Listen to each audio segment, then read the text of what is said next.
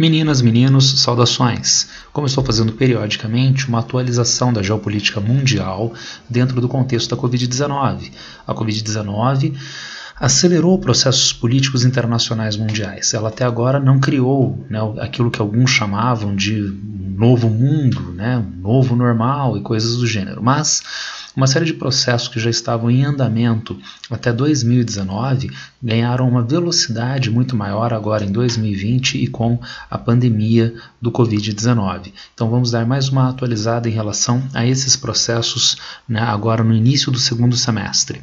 Primeiro, as tensões na Organização Mundial do Comércio, na OMC. Recentemente, Brasil e Estados Unidos entraram com um projeto de a OMC ser reformada com vistas a que ela faça uma exigência muito mais dura sobre os países participantes para a manutenção de economias de mercado. Essa demanda americana e brasileira, esse projeto de reforma na Organização Mundial do Comércio, não vem do nada. Ele tem um endereço, ele tem um alvo certo, que é a China. Então há uma forte intervenção estatal na economia chinesa, e se esse projeto tivesse andamento, fosse bem sucedido, isso poderia criar restrições para a economia chinesa no mercado mundial através da Organização Mundial do Comércio. É óbvio que a China não ficou quieta, parada. É óbvio que a China não seria também a única prejudicada. China e Índia já se mobilizaram. Diante do projeto brasileiro e americano, China e Índia já contra-argumentaram, dizendo que já existem as condições dentro da Organização Mundial do Comércio para averiguar se o país está em condições de produção adequadas ou não, através do principal órgão de resolução de problemas, de resolução de conflitos da OMC, que é o Conselho de Apelação. De fato, esse argumento institucional parece verdadeiro. Então, se algum país rompe normas de mercado, existe dentro da Organização Mundial do Comércio o Conselho de Apelação, que julga em última instância se o país está certo, se o país está errado e qual seria a punição se o país estivesse transgredindo as normas da organização. China e Índia não apenas fizeram esta alegação do ponto de vista da institucionalidade da Organização Mundial do Comércio, mas com vistas a devolver o ataque aos Estados Unidos, porque desde dezembro de 2019 o Conselho de Apelação da OMC não está funcionando. É como se na prática a própria Organização Mundial do Comércio estivesse sem funcionar, ou com uma gravíssima condição para funcionamento, porque ela organiza o comércio mundial, precisa julgar essas pendências do comércio mundial. Se a principal instância de julgamento não está funcionando, então é como se a OMC mal estivesse funcionando mesmo. Por que o Conselho de Apelação está paralisado? Ora, as decisões do Conselho de Apelação são tomadas por unanimidade dos membros, não pode haver veto de qualquer participante. Os juízes do Conselho de Apelação saíram do seu período de mandato usual e novos juízes precisavam entrar no lugar. Os Estados Unidos não concordaram com a indicação dos novos nomes. Sem a concordância americana, com o veto dos Estados Unidos, novos nomes não entraram no Conselho de Apelação, diminuindo a quantidade de membros do Conselho para uma quantidade tal que, do ponto de vista do Estatuto da OMC, não permite o seu funcionamento. Dessa forma, então, o governo americano inviabilizou o funcionamento do Conselho de Apelação. Então, primeiro ponto importante: a Índia e a China jogaram isto para o Conselho de Apelação porque, primeiro, é a condição institucional da própria OMC para julgar se o país está ou não de acordo com as regras de mercado. Segundo, para jogar a bomba de volta para os Estados Unidos, tendo em vista o Conselho não estar funcionando pela própria estratégia dos Estados Unidos, o que aponta para uma contradição, não é? Agora os Estados Unidos buscam utilizar a Organização Mundial do Comércio contra a China segundo seus próprios interesses, mas agora tão recentemente, no final do ano passado, os Estados Unidos estava atacando a Organização Mundial do Comércio e a sua estratégia, em grande parte, inviabilizou o seu funcionamento já nos primeiros meses de 2020. Vejam, não é só uma estratégia americana com a OMC, é uma estratégia americana com todas as organizações multilaterais, junto às quais os Estados Unidos não têm primazia. Aconteceu com a Organização Organização Mundial da Saúde agora recentemente. E também já tinha acontecido há mais tempo com o Conselho de Direitos Humanos da ONU. Todas as organizações multilaterais, junto às quais o governo americano não tem primazia, o governo Trump, né, ataca essas organizações como atacou o Conselho de Direitos Humanos da ONU, a Organização Mundial da Saúde e agora a Organização Mundial do Comércio, porém, agora, contraditoriamente, buscando utilizar a OMC contra o seu adversário China. Para o Brasil isso é bastante problemático. Primeiro, a própria paralisação do Conselho de Apelação, a própria paralisação da OMC. O Brasil é uma potência média. Então ele pode e deve se apoiar nessas organizações multilaterais em contendas contra países muito mais fortes. O Brasil já fez isso nos anos 2000 em várias oportunidades, sendo bem sucedido, como no caso do problema com o algodão dos Estados Unidos. O Brasil venceu na OMC e venceu na relação com os Estados Unidos, forçando os Estados Unidos a uma revisão dos subsídios do seu setor de algodão. Então veja, o Brasil, né, uma potência média contra a maior potência mundial, e foi bem sucedido através da OMC. O Brasil é um dos países mais atuantes dentro da OMC. Consequentemente, esta paralisia joga contra os interesses brasileiros. Agora, não apenas isto.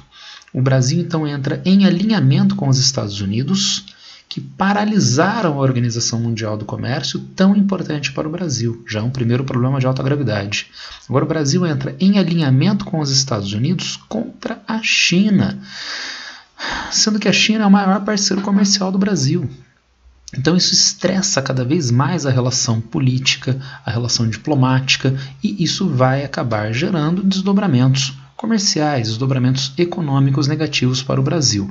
Ainda mais com a possibilidade de não reeleição do Trump. Daí se estressa a relação com a China, e se o Trump não é reeleito, o Brasil perde este apoio dos Estados Unidos, que já é um apoio de tão baixa qualidade. Tudo bem? Visto isto, um outro assunto, o Irã. Os Estados Unidos então aumentaram significativamente a pressão contra o Irã ao longo do governo Trump. Estados Unidos, Trump, pressão contra o Irã, abandono do acordo do Grupo 5+1. O Grupo 5+1 foi estabelecido entre os 5 membros permanentes do Conselho de Segurança da ONU e mais a Alemanha, para negociar e superar o problema do desenvolvimento do programa nuclear iraniano, que levou a sanções internacionais contra o Irã.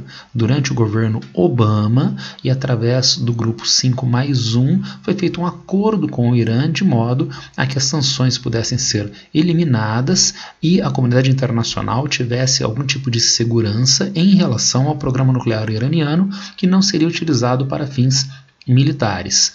O governo Trump, se sujeitando à pressão do governo israelense, acabou unilateralmente rompendo com o Irã, rompendo com o acordo do Grupo 5+1 e ainda avançando com uma retórica de pressão militar contra o Irã, fazendo com que o Irã então retomasse o seu programa nuclear, abandonasse as normas que tinham sido estabelecidas com o Grupo 5+1, porém sofresse nova rodada de sanções por parte dos Estados Unidos.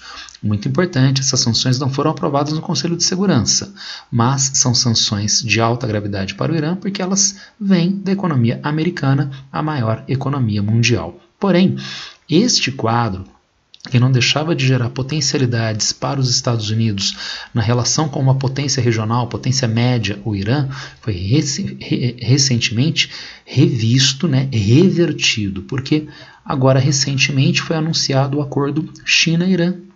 A China como compradora de petróleo e gás privilegiada do Irã e, em contrapartida, anunciando um amplo programa de investimento para os próximos 25 anos no setor de petróleo, gás e outras infraestruturas que são parte de um acordo secreto, de uma parte não divulgada do acordo entre China e Irã. E o que envolveria isto? Outros setores produtivos, setores militares, potencialmente.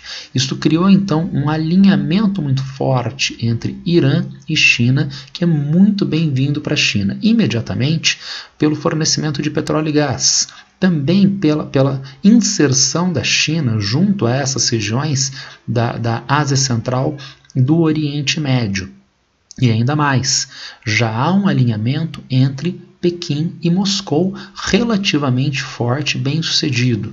Agora, com este alinhamento entre Teherã e Pequim, se compõe aquilo que o velho Mackinder chamava de Heartland, a região coração, né? Quem domina esta região tem amplas vantagens estratégicas mundiais. A região que envolve, então, né, China, chegando à Ásia Central, Oriente Médio e a região norte da Ásia, Pequim, Teherã, Moscou e, consequentemente, uma Heartland nas mãos destas duas potências mundiais, a China e a Rússia. É uma região muito extensa, com uma enorme quantidade da população mundial, com recursos naturais significativos e em uma posição estratégica de acesso ao Oceano Pacífico, ao Oceano Glacial Ártico, à Europa, à África, ao Oceano Índico.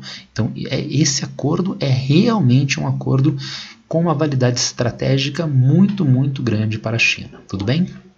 Mais um tema que ganhou força nos últimos dias foram as tensões no Mar da China Meridional. Aqui a gente tem o Mar da China Meridional e existem conjuntos de ilhas que são reivindicadas com soberania chinesa e, consequentemente, com uma revisão da Zona Econômica Exclusiva prevista na Convenção da ONU dos Direitos do Mar, com o aumento da extensão de ZEE sob controle da China.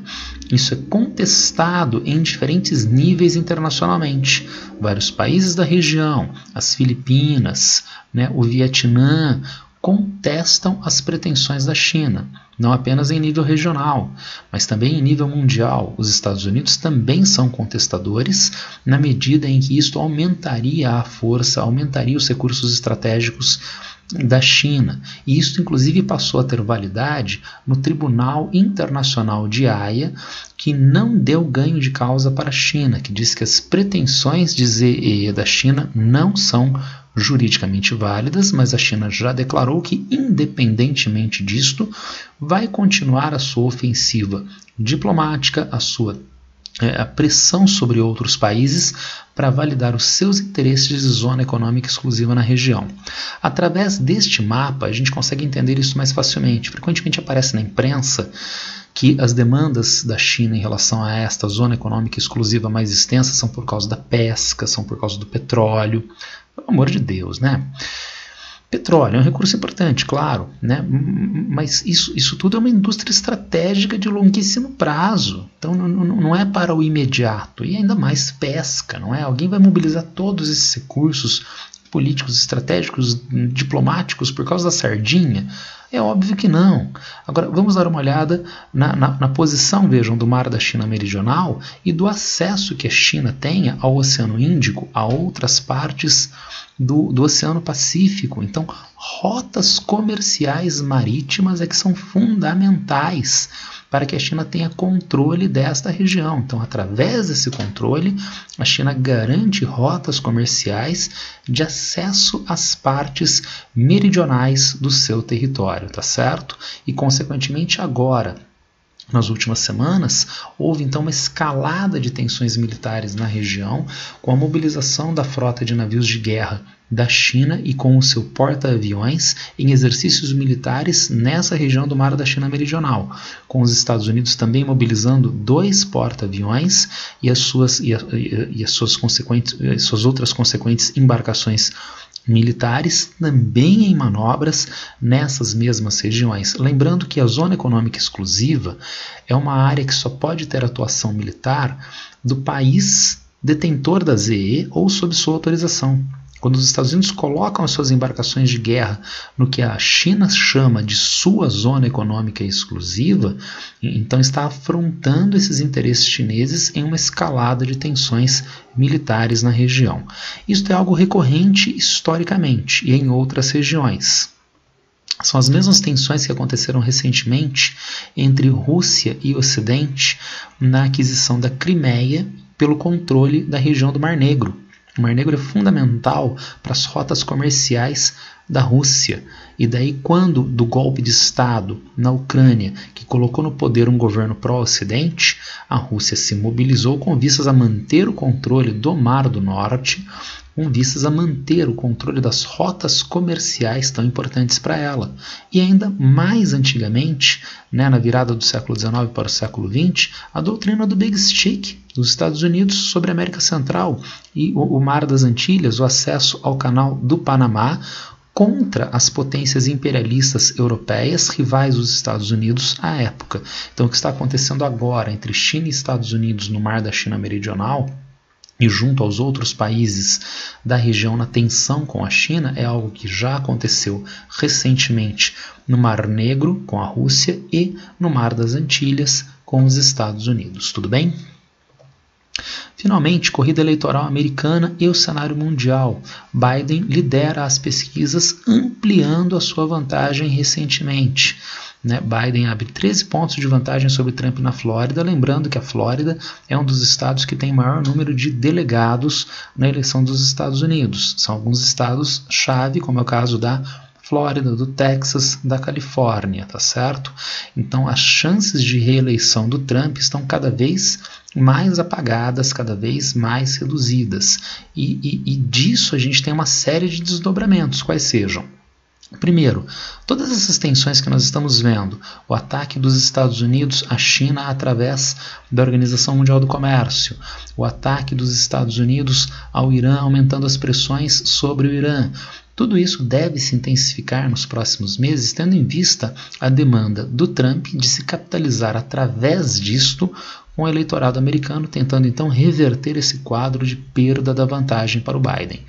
Entretanto, se isto não acontecer, quais seriam os desdobramentos na relação com a China, na relação mundial? Potencial ponto sem volta. Veja, com os republicanos, e em especial com o Trump, as tensões americanas com a China se tornaram mais graves. Em governo democrata do Obama, essas tensões não eram tão graves. Então, ideia, será que com o Biden vencendo, a relação com a China, as tensões com a China são arrefecidas, essas relações melhoram? Pode ser que não.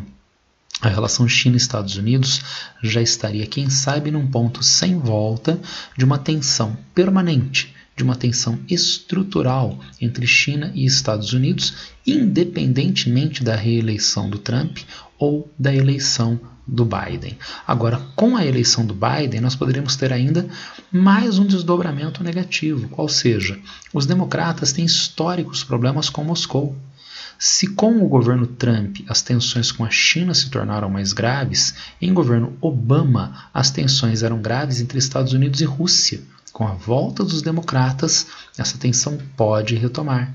E daí não apenas a relação dos Estados Unidos com a China continuaria estruturalmente precária, como um interlocutor potencial desta relação China-Estados Unidos, a Rússia, seria perdido ou poderia até entrar também em uma relação estrutural de tensão. Portanto, com a permanência do governo Trump no ano que vem, nós teríamos uma agudização dessas tensões com a China, com toda certeza. Se os democratas ganharem, isso não necessariamente seria traduzível em vantagem nas relações internacionais e em estabilização, porque pode já ser ponto sem volta essas tensões China e Estados Unidos e ainda o aumento das tensões entre os Estados Unidos e a Rússia. Tudo bem? Era essa atualização que eu gostaria de fazer com vocês, agora para o começo do segundo semestre. Havendo novos eventos, eu volto com mais dessas curtas atualizações. Se alguém tiver algum problema em relação a estes temas ou a qualquer outro, por favor, me acesse nas redes sociais. Abraço para todo mundo, boa sorte!